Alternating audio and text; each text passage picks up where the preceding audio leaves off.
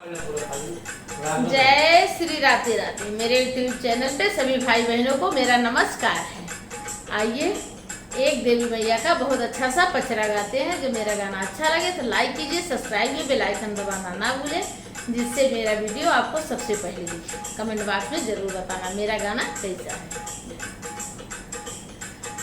उड़ाना खटोलवा से आई शीतला मैया हो कि निमिया तारे ना, मैया तारे सोला हो सिंगारवा की निमिया तारे ना, तारे सोला हो सिंगारवा की निमिया तारे ना। उड़ाना खटोलवा से आई शीतला मैया हो कि निमिया तारे ना, कारे सोला हो सिंगारवा की निमिया तारे ना, कारे सोला हो सिंगारवा की निमिया तारे ना। अरे घोड़ावा चढ़ाला भैया गवाना हो कि पूछे लागे ना, कई के सोला हो सिंगारवा की कहवा जाव्यू ना, बहिनी काई के सिंगारवा की कहवा जाव्यू ना। अरे घोड़ावा चढ़ाला भैया गवाना हो कि पूछे लागे ना, कई के सोला हो सिंगारवा बहिनी कहवा जाव्यू ना, कई के सोला हो सिंगारवा बहिनी कहवा जाव्यू ना।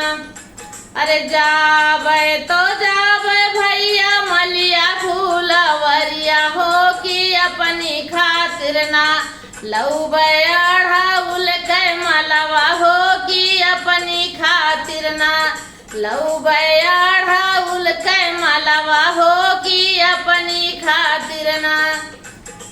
जोड़वा चढ़ाला भैया गवान हो कि पूछे लागे ना, कई के सोला हो सिंगारवा बहिनी कहवा जाव्यू ना, कई के सोला हो सिंगारवा बहिनी कहवा जाव्यू ना।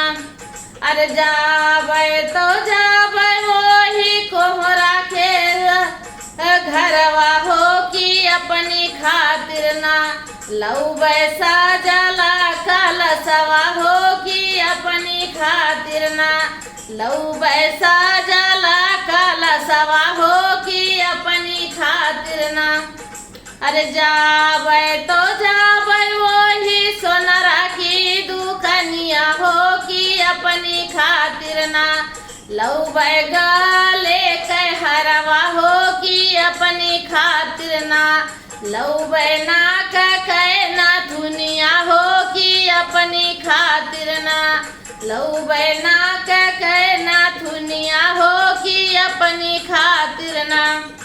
अरे जावे तो जावे वही रंगर जवा की दुकनिया हो कि अपनी खातिर ना, लौबे मागी कैसे धुरवा हो कि अपनी खातिर ना, लौबे लामगायो नारियल हो कि अपनी खातिर ना, लौबे चाट की चुनरिया हो कि अपनी खातिर ना।